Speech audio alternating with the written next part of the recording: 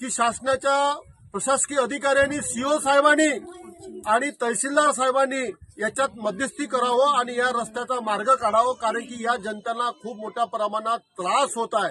तुम्ही या लोकांची, गोरगरीब लोकांची किती परीक्षा पाहणार?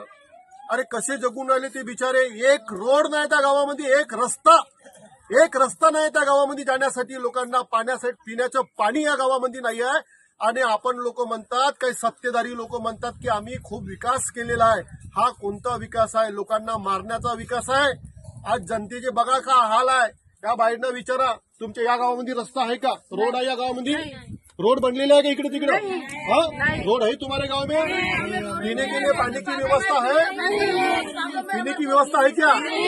आपके गांव में नल है? नल आपके गांव में बोरिंग है?